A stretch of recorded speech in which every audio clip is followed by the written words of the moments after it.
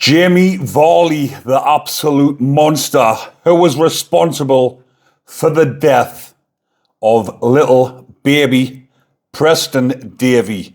That absolute horrid monster is languishing inside of Hmp Wakefield.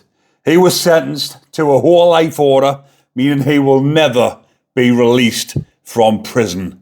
He will spend the rest of his sorry days shitting himself, petrified, waiting for that fateful day when karma comes a-knocking and looking for him. So he will spend the rest of his days inside of prison, and his monstrous partner, John McGowan, for Zachary, was sentenced to 25 years inside of prison. But he will have to spend 16 and a half of those years inside of prison, with the rest on license. And these two despicable monsters were responsible for the death of Preston Davey, who died in July 2023 at the age of 13 months. And this is one of the most sickening, dreadful and despicable crimes and murders ever imaginable. Obviously, I've done the video on Friday letting you know what will happen to him inside of prison.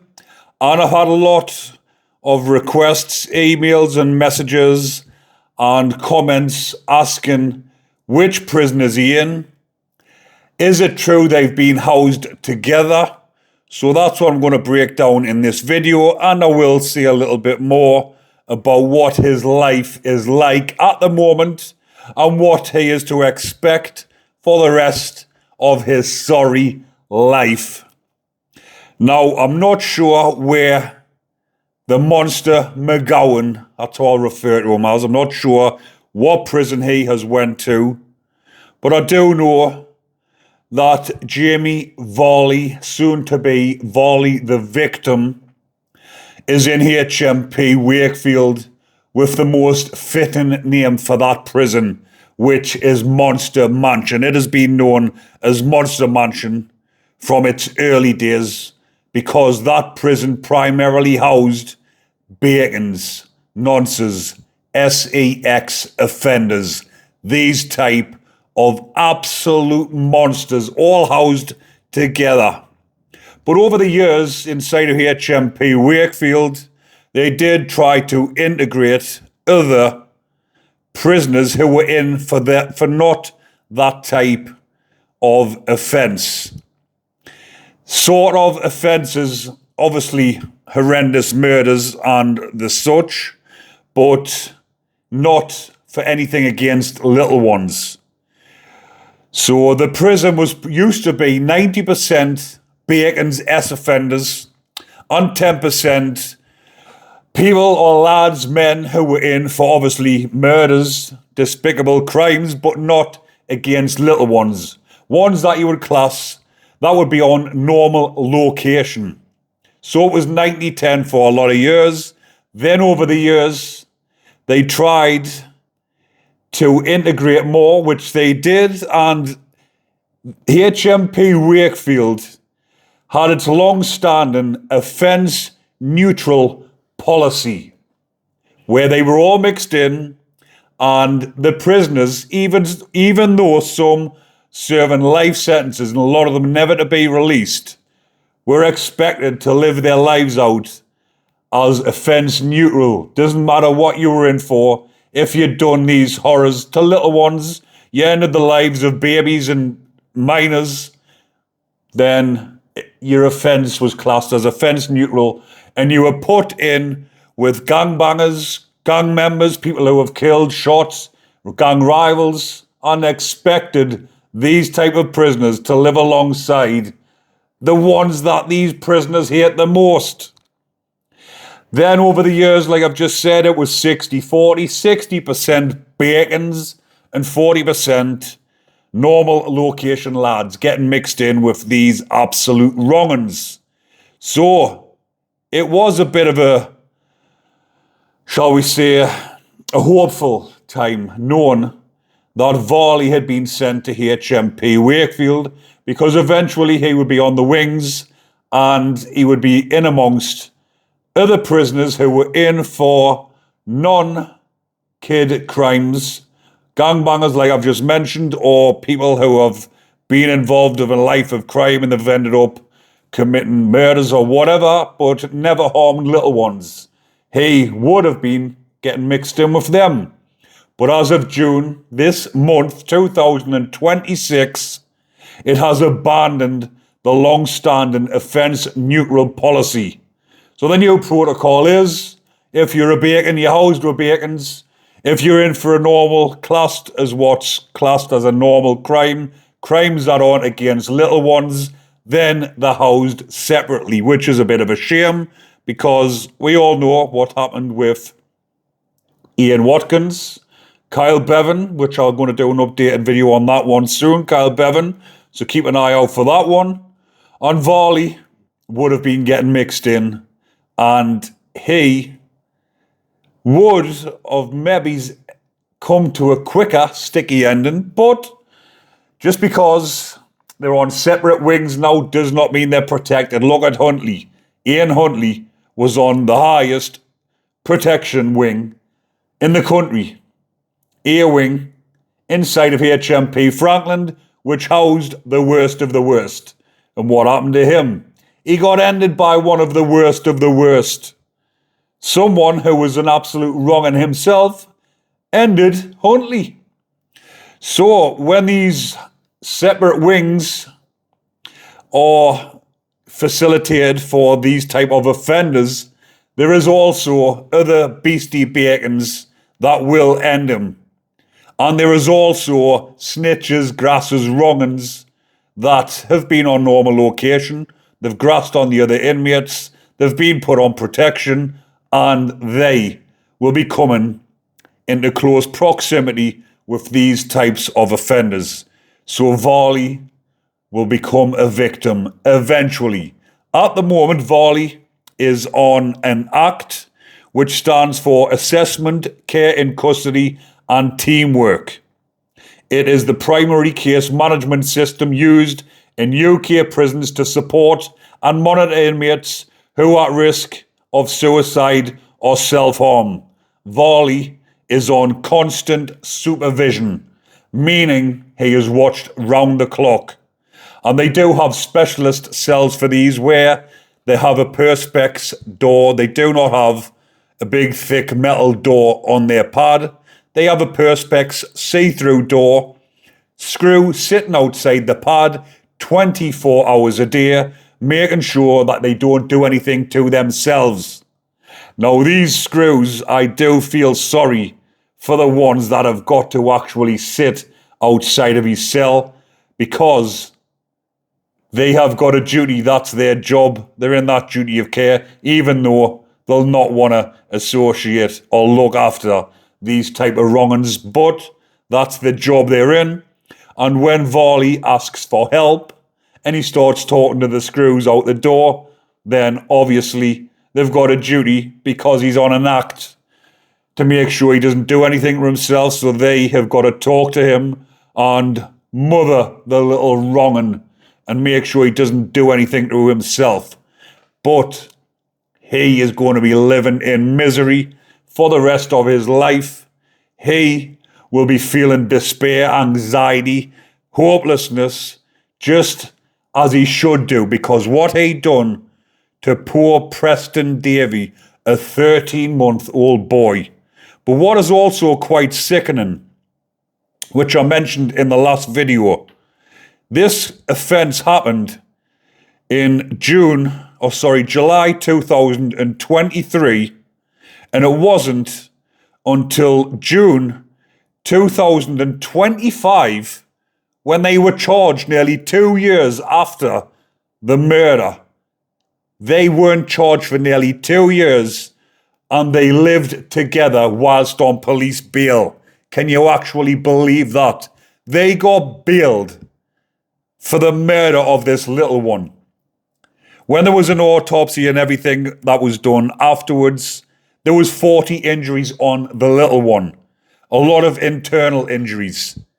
He was suffocated by Varley with something that was put inside of his mouth. We all know what the fucking wrong and done. I'll have to compose myself properly on here, people, because as hard as it is sometimes, and as much as I do want to rant and rave, my videos that I did used to rant and rave and loads of swear words and becoming quite vocal, they weren't getting boosted by the algorithm, and they were sometimes flagging up and weren't allowed to be showed. So I do have to present myself in a professional manner when I'm doing these videos. But Varley is a twisted sicko who was actually a teacher. He was a teacher, and he was also the head of year. But also, when I've looked into a few things, which I forgot to mention this on the last video, because him and his partner, a gay couple, were allowed to adopt a 9-month-old baby. And the reason why they were allowed as well was because when the social services, the adoption agency, had went and interviewed them and asked them if they'd had interactions, if they'd had any previous history or anything helping, looking after kids, or obviously he's a teacher, he looks after primary school kids, but had they had any experiences with babies? And guess what? Varley had babysat and looked after his nephews and nieces over the years. Those nephews and nieces, I do hope nothing has happened to those. But there will be an investigation into that. They will be getting interviewed. They will be getting checked to see if anything untoward, which the probability of that happening is absolutely highly likely, because he is an absolute wrong'un. He and his partner got Preston at 9 months old, and then that small 4-month timeline, they done unimaginable things to that poor little one. He never stood a chance. So that wrong'un as well. All that time he was out on bail for nearly 2 years. He had 2 years to manipulate his loved ones, people who cared for him, and tell them that he'll fight till the dying death to prove his innocence.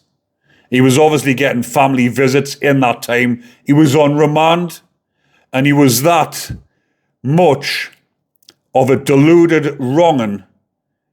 He actually thought he was innocent and he was going to get a not guilty. That's why he was dragged out of the dock, crying and wailing like a baby, because he thought he was going home. Absolute deluded wrong'un is now crying inside of Monster Mansion, full of absolute monsters, and not so much monster if the monsters in there are going to inflict prison justice, which they normally do, because look at the likes of Kyle Bevan. The 3 that murdered him, some people might say they were monsters for what they'd actually done. I'm sure the families of the people that they murdered would say they were monsters. So monsters taking out even more despicable monsters, because Varley cannot be described as anything but a monster. Him along with his partner, because I know I'm more focusing on Varley rather than the pair of them, John McGowan. But John McGowan wasn't in the house when Varley ended the child, when he done something despicable to him. But he knew what was going on and he was taking part in it. So he is just as much as fair game. And to be honest with you, he will probably be more of an easier target as he goes through the system. Because Varley could be like Huntley, it might take 20 years, 2 decades before he is ended. But 2 decades, 20 years of living in fear every day of your life, thinking, when I go in these showers, will I be coming out? Or will someone follow us in and end me. That's what he's going to be thinking. He will never, ever leave them thoughts, or them thoughts will never, ever leave him thinking that he is safe. He will never be safe. More so when he's thinking about what happened to Huntley, Kyle Bevan, and Ian Watkins. And he is now top of the list, higher than what they were, because the young age of the poor baby, that was ended, and the way that it happened. So he is going to live out his miserable life in fear, and he will be took out inside a prison. Mark my words, people. I said the same about Huntley, said the same about Watkins, and what happened? They were ended inside of prison. So I just thought I would come on and let you know, give you a breakdown, because someone had actually said, I forgot to mention this one in more detail, saying, have they been housed together inside of Wakefield? They will definitely not be housed together. They could initially both get sent to the same prison and they'll be separated. But normally, high profile as this, they will have been sent. Obviously, he's went to Wakefield. He would have went to another prison, another high security prison. And even if they did land in the same prison, they are gay partners. They would never, ever end up on the same wing, housed on the same wing. Because people might be under the impression they're both in for the same crime, they're going to get housed together. It'll be easier for the prison service to keep an eye on them. It will not happen. They will not be allowed any contact with each other from now on. So that will be another bit of Varley's punishment. Not being able to contact his gay accomplice. And rightly so. No contact ever again.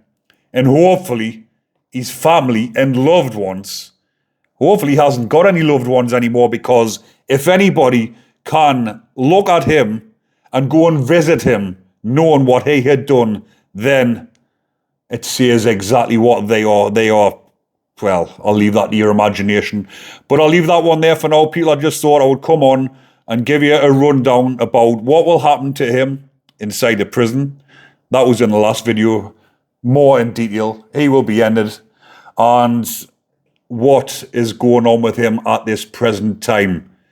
He's having sleepless nights. He's on an act. He's getting watched round the clock. He's a victim. He'll be getting abuse out of the windows of the normal location lads, because obviously the screws will say, yes, he's across there on the hospital wing, or he's ended up on that house block. In these prisons on the night time, when it's deadly quiet, you can hear out the window. So they will be tormenting and torturing him and giving him the utmost of grief. And there will be screws, even though a lot of them have got to abide by the protocol and look after him. A lot of screws, especially the old school ones, will be giving him some stick. And there is more ways to skin a cat than being aggressive or violent to his face. There's ways where they can irritate him, banging little things outside his door and getting under his skin. He is going to live out the rest of his life in a sick, sorry world where he belongs. He should be kept in a big dark dungeon, or a small dark dungeon rather, fed on bread and water for the rest of his days.